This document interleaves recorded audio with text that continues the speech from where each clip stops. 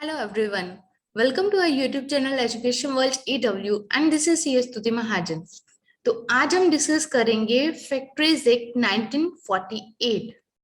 Let's see, कल हमने points इसमें कवर किए थे। Objectives of factories act 1948, what is the factory, manufacturing process, occupier, duties of an occupier and health measures. तो आज हम इस एक्ट के अंदर जो पॉइंट्स कवर करेंगे वो हैं safety measures, welfare measures, working hours, annual leave with wages, employment of women, employment of children, and what is hazardous process.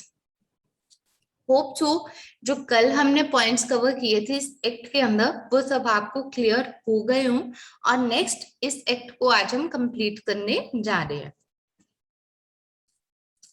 तो सबसे पहले हम डिस्कस करेंगे सेफ्टी मेजर्स। ठीक है, तो कल के लेक्चर में भी मैंने आपको क्या समझाया था, कभी भी कोई भी चीज आपके पास कोई भी टॉपिक नहीं आता है, हमेशा उस टॉपिक का जो मीनिंग है वो देखो। जैसे ही आपको उसकी हेडिंग क्लियर हो जाएगी आपको अंदर का समझना और इजी हो जाएगा। अब हमने इसके अंदर हेडिंग क्या दी है, सेफ्टी मेजर्स। तो लेमैन की लैंग्वेज में हम सेफ्टी किसे बोलते हैं, अपने आप को सेफ करना या किसी भी सेफ चीज को सेव करने के लिए जो मेजर्स लिए जाए उसको हम क्या बोलेंगे, सेफ्टी मेजर्स। तो सेम वे में एक्ट के अंदर भी सेफ्टी मेजर्स यही हैं। अब हम देखते हैं कि फैक्ट्रीज एक्ट में सेफ्टी मेजर्स क्या क्या है। क्योंकि फैक्ट्रीज एक्ट है, फैक्ट्रीज एक्ट किसके ऊपर एप्लीकेबल होगा, फैक्ट्री के ऊपर। फैक्ट्री में क्या होगा, वर्कर्स होंगे, प्लांट एंड मशीनरी होगी, तो उन सबको देखते हुए सेफ्टी मेजर्स जो है वो दिए गए हैं। तो सबसे पहले हम देखते हैं फेंसिंग ऑफ मशीनरी। क्योंकि मशीनरी है तो मशीनरी के प्रॉपरली फेंसिंग होनी चाहिए ताकि जो पर्सन से रिक्वायर्ड है जिनको मशीनरी यूज करनी है वही अंदर जाए, अदरवाइज कोई अलग से कोई पर्सन है वो अंदर नहीं जा पाए। वर्क ऑन और नियर मशीनरी इन मोशन, जब मशीनरी चल रही है तो उस टाइम पर कौन कौन से प्रिकॉशंस जो है वो लेने चाहिए।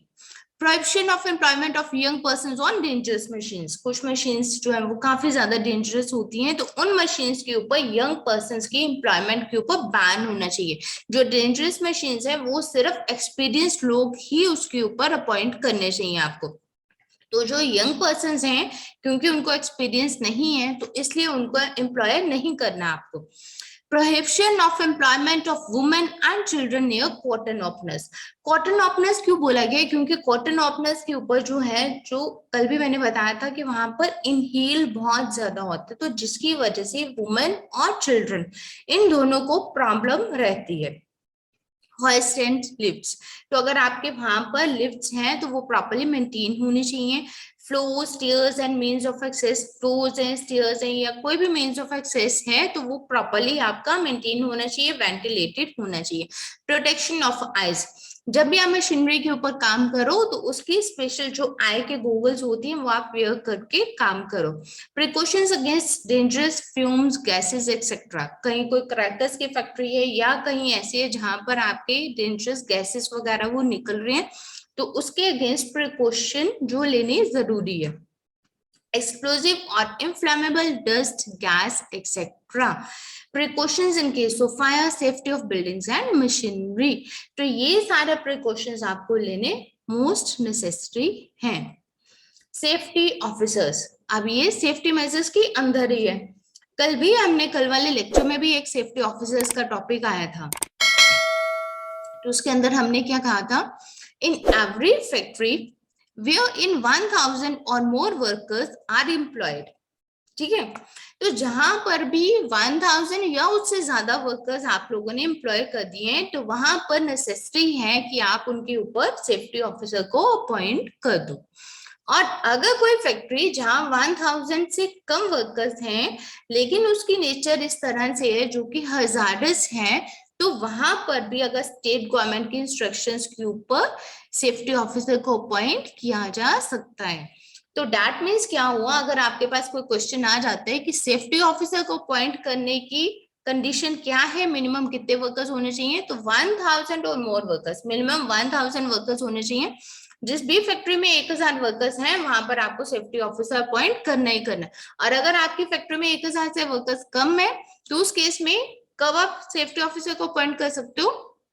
अगर स्टेट गवर्नमेंट आपको कन्वे करती है, परमिशन दे देती है और आपका जो प्रोडक्ट है वो हजारस है, तो उस केस में 1000 से कम वर्कर्स पर भी आपको सेफ्टी ऑफिसर रखना पड़ सकता है। Next, welfare measures. अगेन फिर से वही फंडा ऑप्ट करो। वेलफेयर मेजर्स का क्या मीनिंग हुआ? जो वेलफेयर, वेलफेयर किसका होता है? ह्यूमन बीइंग का। फैक्ट्री है, फैक्ट्री में मशीनरी है, मशीनरी के साथ साथ वर्कर्स हैं, तो वर्कर्स के लिए वेलफेयर मेजर्स मोस्ट इंपॉर्टेंट है। जब आपको बेसिक नीड्स ही अपने प्रॉपरली नहीं मिलेंगी तो आप काम कर ही नहीं पाओगे। ठीक है, तो वेलफेयर मेजर्स के अंदर उसने क्या बोला है कि कौन कौन सी फैसिलिटीज होनी चाहिए। वॉशिंग फैसिलिटीज, वर्कर्स की वॉशिंग फैसिलिटीज, उनके कपड़े धोने की फैसिलिटी प्रॉपर होनी चाहिए, कपड़े वो धो पाए, उनको सुखा पाए, तो वो प्रॉपर फैसिलिटीज होनी चाहिए। फैसिलिटीज फॉर सिटिंग, उनके बैठने के लिए फैसिलिटीज होनी चाहिए। फर्स्ट एड अप्लायंसेस उनकी होनी चाहिए, एम्बुलेंस का अरेंजमेंट होना चाहिए, कैंटीन फैसिलिटीज होनी चाहिए, shelters, rest rooms and lunch rooms जो है वो होने चाहिए। अब इसके अंदर भी सेफ्टी ऑफिसर की हमने कंडीशन पढ़ ली कि 1000 या 1000 से ज्यादा वर्कर्स होते ही आपको सेफ्टी ऑफिसर रखना मैंडेटरी हो जाता है। अब हम देखते हैं कि शेल्टर, रेस्ट रूम और लंच रूम के लिए कितने वर्कर्स की कंडीशन है। In every factory we are in more than 150 workers, means 150 workers. जहां भी 150 वर्कर्स आपका आ गया वहां पर आपको rest room, shelter, lunch rooms देने ही देने। Are ordinarily employed adequate and suitable shelters or restrooms and a suitable lunchroom with provision for drinking water where workers can eat meals brought by them shall be provided and maintained for the use of the workers। वो क्या कह रहे हैं, जहां भी जिस भी factory के अंदर 150 से ज्यादा बंदे हो गए तो वहां पर आपको shelter, rest room, lunch room देना मैंडेटरी है। उसके साथ साथ उसके अंदर ड्रिंकिंग वाटर का अरेंजमेंट होना चाहिए जहां वो अपना खाना खा पाए, और जो आपके लंच रूम्स हैं वो सफिशिएंटली लाइटेड एंड वेंटिलेटेड होने चाहिए। नेक्स्ट, क्रैचेस। क्रैचेस किसे बोलते हैं? जहां छोटे बच्चों को छोड़ा जाता है। ठीक है, अब क्रच कब मैंडेटरी हो जाता है? In every factory where in more than 30 women workers are employed. जहां भी 30 वुमेन वर्कर्स आपने रख लिए वहां पर क्रच आपका मैंडेटरीली हो गया। तो बड़े ध्यान से इन सब चीजों को ध्यान से लर्न कर लो। 30 वुमेन वर्कर्स हैं तो आपको क्रच की फैसिलिटी मैंडेटरीली हो गई फैक्ट्री के लिए। अगर आपके 150 हैं, ठीक है, 150 वर्कर्स हैं तो रेस्ट रूम और लंच रूम्स की फैसिलिटीज हो गई।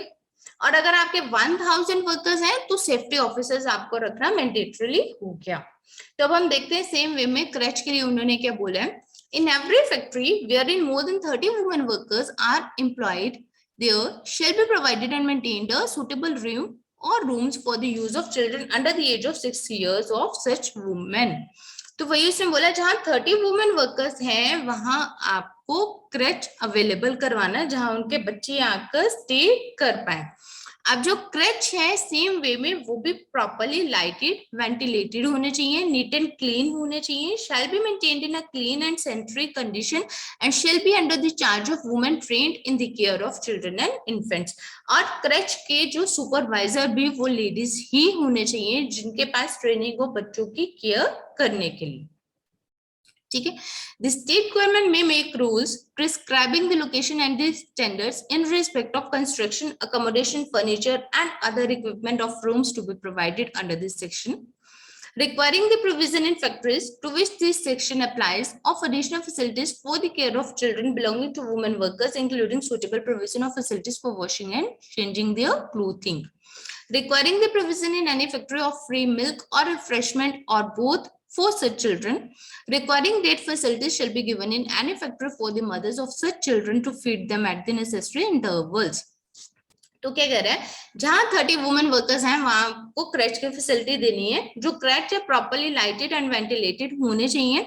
उसके साथ साथ स्टेट गवर्नमेंट जो है वो रूल्स निकाल सकती है, एडिशनल फैसिलिटीज दिए जा सकते हैं कि वहां पर जो आपने वुमेन को वहां पर रखा, जो बच्चों को वहां पर रखा, तो उनको आप फ्री ऑफ कॉस्ट उनको खाने की फैसिलिटीज दे सकते हो, उनको मिल्क प्रोवाइड कर सकते हो, रिफ्रेशमेंट प्रोवाइड कर सकते हो। तो ये सब एडिशनली स्टेट गवर्नमेंट जो है वो रूल्स इसके लिए बना सकती है। नेक्स्ट वेलफेयर मेजर हमारा कौन सा? Welfare officers. सेफ्टी मेजर्स में हमने देखा सेफ्टी ऑफिसर को अपॉइंट करना है। जब 1000 वर्कर्स हो जाते हैं तो वेलफेयर मेजर्स में हम क्या देखेंगे? वेलफेयर ऑफिसर को अपॉइंट करना कब जरूरी हो जाएगा? In every factory wherein 500 or more workers are ordinarily employed, the occupier shall employ in the factory such number of welfare officers as may be prescribed. तो क्या कहना चाह रहा है? जहां 500 वर्कर्स हो गए तो आपको 500 वर्कर्स के पीछे वेलफेयर ऑफिसर अपॉइंट करने ही पड़ेंगे। ठीक है, तो बड़े ध्यान से 30 वुमेन वर्कर आ गए तो आपको क्रैच की फैसिलिटी रखनी है। 150 वर्कर आ गए तो रेस्ट रूम रखना है। 500 वर्कर्स आ गए तो वेलफेयर ऑफिसर्स रखने हैं। और 1000 वर्कर्स आ गए तो आपको सेफ्टी ऑफिसर्स रखने हैं। तो बड़े ध्यान से ये इस तरह से आपको लर्न करना है। अब हम नेक्स्ट देखते हैं, वर्किंग आवर्स ऑफ अडल्ट्स। अब फैक्ट्री के अंदर काम करना है, ठीक है, तो कितने घंटे आप काम कर सकते हो, कितना आपको ओवर टाइम मिलेगा, अब उन सब चीजों को हम देखते हैं। Weekly hours, no adult worker shall be required or allowed to work in a factory for more than 48 hours in any week. तो एक वीक के अंदर मैक्सिमम आवर्स कितने घंटे वो काम कर सकता है? 48 आवर्स। ठीक है, 48 घंटे एक वीक में एक वर्कर जो है अडल्ट वर्कर वो काम कर सकता है।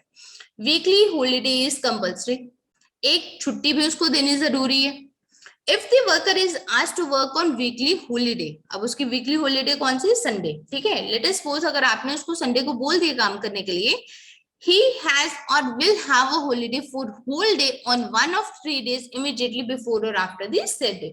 अगर आपने उसको संडे को बोल दिया तो 3 दिन के अंदर अंदर वो एक छुट्टी करेगा। A worker shall not be required or allowed to work in a factory for more than 9 hours in any day. एक हफ्ते में 48 घंटे और एक दिन में 9 घंटे से ज्यादा वो काम नहीं करेगा। The periods of work of adult workers in a factory each day shall be so fixed that no period shall exceed 5 hours. हर 5 घंटे के बाद आधे घंटे का रेस्ट जरूरी है। हमने क्या बोला? एक दिन में वो मैक्सिमम 9 आवर्स काम करेगा, तो 9 घंटे के अंदर भी 5 घंटे काम करके आधे घंटे की उसको रेस्ट आपको देनी ही पड़ेगी। Where a worker works in a factory for more than 9 hours in any day or for more than 48 hours in any week, he shall be given an overtime and he will be entitled to wages at the rate of twice his ordinary rate of wages. अब देखो, ठीक है, अब हमारी wages कैसे fix हो रही हैं? आप दिनों में काम करते हो, दिन से वीक बने। ठीक है, एक घंटे के अंदर आपने कैसे लर्न करना है? एक घंटे में आपने, एक दिन के अंदर आपने 9 घंटे मैक्सिमम काम कर सकते हो और एक वीक के अंदर मैक्सिमम 48 आवर्स काम कर सकते हो। और जो एक दिन में भी काम करना है ऑन दिस स्ट्रेच 5 घंटे काम कर सकते हो। 5 घंटे के बाद आपको आधे घंटे की रेस्ट लेनी ही है। ठीक है, अब आपने लेटेस्ट सपोज एक दिन में अगर आपने 10 घंटे काम कर लिया तो 9 से ज्यादा होगा, या 1 वीक में आपने 48 आवर्स से ज्यादा काम कर लिया तो वो जो एक्स्ट्रा आवर्स होंगे उसको ओवरटाइम कंसीडर किया जाएगा और जो ओवरटाइम वर्क की जो वेजेस होगी वो आपको डबल रेट पे मिलेगी। जो आपको नॉर्मल वेजेस मिल रही है उसका डबल रेट आपको मिलेगा। लेकिन इन एनी केस वो क्या कह रहा है? Total working hours in any case should not exceed more than 60 hours in a week. आपने 48 आवर्स से ज्यादा कर लिया, वो आपका ओवरटाइम हो गया, लेकिन वो 60 आवर्स से ज्यादा नहीं होना चाहिए। ठीक है, फैक्ट्रीज एक्ट में उन्होंने एक पर्सन की बॉडी को देखते हुए क्या बोला है? एक दिन में मैक्सिमम 9 घंटे काम करोगे, एक वीक में मैक्सिमम 48 आवर्स काम करोगे। अगर आपने 9 से ज्यादा या 48 से ज्यादा काम किया तो आप मैक्सिमम 60 आवर्स तक काम कर सकते हो। तो वो जो मार्जिन है उसको ओवरटाइम कंसिडर किया जाएगा और ओवरटाइम की वेजेस आपको डबल रेट के ऊपर मिलेगी। और हर दिन डेली 5 घंटे के बाद आपको आधे घंटे की रेस्ट लेनी ही लेनी है। Next, annual leave with wages. अभी तो हमने बोला कि उसने इतने दिन काम करना है, ठीक है। अब अगर वो वर्कर इतने दिन काम कर रहा है तो लॉ ने उसको एनुअल लीव भी दी है, जिसे हम अर्नड लीव बोलते हैं। रियल लाइफ में हम इसे क्या बोलते हैं, EL, earned leave. Every worker who has worked for a period of 240 days or more in a factory during the calendar year, ठीक है, shall be allowed during the subsequent calendar year leave with wages for a number of days calculated at the rate of। पहले इस line को समझो अच्छे से।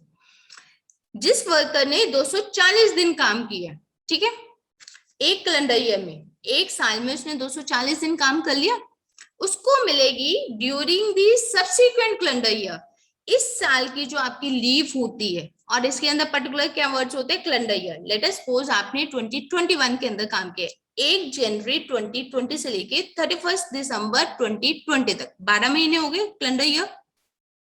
इस calendar year में आपने 240 डेज काम कर लिया, ठीक है। तो दैट मीन्स आप उस ईएल के लिए एलिजिबल हो गए। कब हो गए, 2021 के अंदर। हमेशा ईएल जो होती है एक साल के बाद आपके अकाउंट में क्रेडिट होती है। एक साल जो आपने 240 दिन काम किया तो नेक्स्ट ईयर के अंदर ईएल आपके अकाउंट में क्रेडिट हो जाएगी। तो उस केस में कितनी ईएल, हर 20 दिन के बाद आपको एक ईएल मिलती है। If an adult 1 day for every 20 days of work performed by him during the previous calendar year. अब 2021 के लिए 2020 आपका क्या हो गया, प्रीवियस, और 2020 के लिए 2021 आपका क्या हो गया, subsequent calendar year. If a child 1 day for every 15 days of work performed by him during the previous calendar year। अगर चाइल्ड है तो 15 दिन के बाद उसको एक मिलेगी, अगर अडल्ट है तो 20 दिन के बाद उसको एक ईएल मिलेगी। अब हम देखते हैं, हमने यहाँ पे ये तो बोल दिया कि अगर उसने एक साल में 240 दिन काम किया है तो नेक्स्ट ईयर के अंदर उसकी ईएल मिलेगी। अब 240 डेज की कैलकुलेशन में कौन कौन सी छुट्टियां हैं जो कि उसकी 240 डेज के अंदर कैलकुलेट होंगी। Any days of lay off by agreement और कॉन्ट्रैक्ट, अगर कोई ले ऑफ का पीरियड है तो वो उसका 240 दिन के अंदर काउंट होगा। In the case of a female worker के केस में maternity leave for any number of days not exceeding 12 weeks, तो 12 वीक्स की जो मैटरनिटी लीव है वो भी उसमें ऐड होगी। And the leave earned in the year prior to that in which the leave is enjoyed, तो वो वाली लीव जो उसने पहले ले रखी है वो भी 240 डेज के अंदर उसकी कैलकुलेट होगी। Next, employment of women. आपको पता है कि वुमेन और चिल्ड्रन को फैक्ट्री के अंदर कुछ एक्स्ट्रा वहां पर प्रोविजंस दी गई हैं, तो उसको हम देखते हैं कि एम्प्लॉयमेंट ऑफ वुमेन के एम्प्लॉयमेंट को लेके क्या क्या कंडीशंस है। A women worker can not be employed beyond 6 AM to 7 PM। तो वुमेन वर्कर के टाइमिंग्स उन्होंने दी है सुबह 6 बजे से लेके शाम को 7 बजे तक। But the state government can grant exemption to any factory, लेकिन अगर आप इसके अलावा कुछ टाइमिंग्स चाहते हो तो वो आपको रिलैक्सेशन दे सकते हैं। But in no case a woman can be permitted to work during 10 PM to 5 AM, लेकिन रात को 10 बजे से लेके 5 बजे तक किसी भी वजह से वो काम नहीं करेंगे फैक्ट्री में, लेकिन सुबह 6 से लेके 7 बजे तक। उसके अलावा आपको रिलैक्सेशन चाहिए तो वो आपको एग्जम्पशन मिल सकती है, लेकिन रात को 10 बजे से लेकर सुबह 5 बजे तक किसी भी केस में वुमेन जो है वो फैक्ट्री में काम नहीं करेंगे। Next, employment of children below 14 years of age cannot be employed। 14 साल से नीचे वाले तो एम्प्लॉय कर ही नहीं सकते हो। A child of age 14 years, लेकिन 14 से लेके 15 साल तक को आप एम्प्लॉय कर सकते हो, but only for 4.5 hours per day, 4.5 घंटे के लिए। अडल्ट को 9 घंटे और चाइल्ड को 14 से 15 साल के बच्चे को सिर्फ आप 4.5 घंटे के लिए कर सकते हो employ. He should be certified fit, लेकिन वो फिट होना चाहिए। He can not be employed during night 10 to 6, ठीक है, रात के 10 बजे से लेके सुबह 6 बजे तक उसको भी आपने एम्प्लॉय नहीं करना। Next, a person of 15 years of age but below 18 years is termed as adolescent। 15 से 14 साल से छोटे को आप बच्चे बोलते हो, चिल्ड्रन। 14 से 15 वाले को आप 4.5 घंटे के लिए कर सकते हो, और जो 15 साल से 18 साल का होता है उसको क्या हम बोलते हैं, उसके लिए टर्मिनोलॉजी है adolescent. An adolescent is not permitted to work between 10 PM to 6 AM। तो 10 बजे से लेके सुबह 6 बजे तक, 10 बजे से लेके सुबह 6 बजे तक ना तो चिल्ड्रन काम कर सकते हैं और ना ही एडोलेसेंट काम कर सकते हैं। नेक्स्ट, ये हमने उनका देख लिया, सेफ्टी मेजर्स हमने देख लिए, वेलफेयर मेजर्स हमने देख लिए, देन हमने उनके देख लिए कि एनुअल लीव उनको कितनी मिलेगी, वर्किंग आवर्स उनके देख लिए, वो कितने घंटे काम कर सकते हैं, एम्प्लॉयमेंट ऑफ वुमेन के लिए क्या कंडीशंस है, एम्प्लॉयमेंट ऑफ चिल्ड्रन के लिए क्या कंडीशंस है, उनकी अर्नड लीव कितनी मिलेगी, किस हिसाब से कैलकुलेट होगी, ठीक है। Then what is hazardous process. तो अब हम देखते हैं, हमने हजार्डस वर्ड यूज किया काफी जगह, तो हजार्डस प्रोसेस क्या है। Hazardous process means any process or activity in relation to an industry specified in the first schedule where, unless special care is taken, raw materials used therein or the intermediate or finished products, byproducts, waste or affluents thereof would cause material impairment to the health of the persons engaged in or connected therewith. Hazardous process किसे कहा जाता है, जिस activity के अंदर raw material से उसका by product बना, बाय प्रोडक्ट से उसका फिनिश प्रोडक्ट बना, अगर तीनों ही स्टेजेस में, ठीक है, रॉ मटेरियल से हम फिनिश प्रोडक्ट बनाते हैं, उसके बीच में उसका बाय प्रोडक्ट होता है, तो अगर तीनों ही स्टेजेस में किसी भी स्टेज में, ये तीनों स्टेज में उसका जो वेस्ट निकलता है, या raw material, by product waste, या फिर जो फिनिश प्रोडक्ट है, अगर उसकी वजह से कोई मटेरियल इम्पेयरमेंट, कोई हेल्थ को कोई खराबी होने के चांसेस होते हैं, result in the pollution of the general environment, या एनवायरमेंट के अंदर पॉल्यूशन फैलता है, तो उसको हम क्या बोलते हैं, hazardous process, provided that the state government may by notification in the official gazette amend the first schedule by way of addition, omission or variation of an industry specified in the said schedule. तो that means क्या हुआ, अगर कोई raw material, by product waste, या फिर कोई finish product, उसकी वजह से कोई मटेरियल इम्पेयरमेंट हेल्थ को होती है, पर्सन्स को होती है, या एनवायरनमेंट को होती है, ठीक है, या एनवायरनमेंट को हो रही है, एयर वाटर पोल्यूशन को ही हो रहा है, या फिर पर्सन्स की हेल्थ को होती है, तो उसको हम क्या बोलेंगे, हजार्डस प्रोसेस। तो इसी के साथ ही हमारा फैक्ट्रीज एक्ट 1948 जो है वो कंप्लीट होते हैं, और नेक्स्ट लेक्चर में हम एक नया एक्ट लेके आएंगे, इंडस्ट्री एक्ट जो है हमारे पास, तो हम बाकी के एक्ट्स जो है वो कवर करेंगे। होप सो ये आपको एक्ट जो है फैक्ट्रीज एक्ट 1948 आपको क्लियर हो गया हो। इनकेस अगर आपके कोई भी क्वेरीज हैं तो आप वो क्वेरीज को पोस्ट कर सकते हो, उसको क्लियर कर दिया जाएगा। So this is all for today. आपको बड़े ही ध्यान से जैसे जैसे इस टॉपिक के अंदर, एक्ट के अंदर मैंने हेडिंग्स बना के दिए हुए हैं, ये जो पीपीटी में जैसे जैसे हेडिंग्स बना के दिए हुए हैं, सेम उसी वे में आपको इसको पिक करना है। हेडिंग से पिक करोगे तो बहुत इजीली इसको आप लर्न कर पाओगे। जैसे ही हेडिंग है, हेडिंग दिमाग में रखी, हेडिंग से ही आपने नीचे पूरा उसका आंसर बना लेना है, और आपको सिर्फ वहां पर लर्न करना है कि कितने पर्सन के पीछे कौन सी फैसिलिटी मैंडेटरी हो जाती है। जैसे 30 वुमेन वर्कर्स है तो क्रैच आपको करना है, 150 वर्कर्स है तो आपको रेस्ट रूम वहां पर मैंडेटरी है, 500 वर्कर्स हैं तो वेलफेयर ऑफिसर है, और 1000 वर्कर्स हैं तो सेफ्टी ऑफिसर्स आपके मैंडेटरी हो जाते हैं। जो अर्नड लीव है, एनुअल लीव विद वेजेस है, वो कितने 20 दिन के बाद आपकी एक ईएल जो है वो क्रिएट होती है। लेकिन बट द कंडीशन इज 240 दिन आपने पिछले साल में काम किया हो तो नेक्स्ट ईयर के लिए 20 दिन के बाद आपकी एक ईएल जो है आपको मिलती है, ठीक है। मिलती है आपको, मिल आपको तभी जाती है, 240 दिन काम किए तो आपको मिल जाएगी, बट आपके अकाउंट में जो क्रेडिट होती है वो नेक्स्ट ईयर में जाकर आपकी होती है। तो यहाँ पर ये जो छोटी छोटी कंडीशंस हैं ये थोड़े ध्यान से आपको लर्न करना है, क्योंकि इसी के ऊपर क्वेश्चन फ्रेम होके आपके पास आएगा वहां पर एग्जाम में। तो ये फैक्ट्रीज एक्ट 1948 क्यों आया, एक्साइज इंस्पेक्टर, क्योंकि ये एक्साइज इंस्पेक्टर का एग्जाम है, उसके अंदर इंडस्ट्रियल एक्ट है, इंडस्ट्रियल एक्ट में factories act 1948 the most important act है, वो इसलिए इंट्रोड्यूस किया गया क्योंकि एक्साइज इंस्पेक्टर को, जो कि मैंने पहले बताया था, एक्साइज इंस्पेक्टर को डील करना है इंडस्ट्रीज के साथ। तो अगर उसको इंडस्ट्री की नॉलेज होगी तभी तो वो उनके साथ डील कर पाएंगे। So this is all for today, thank you.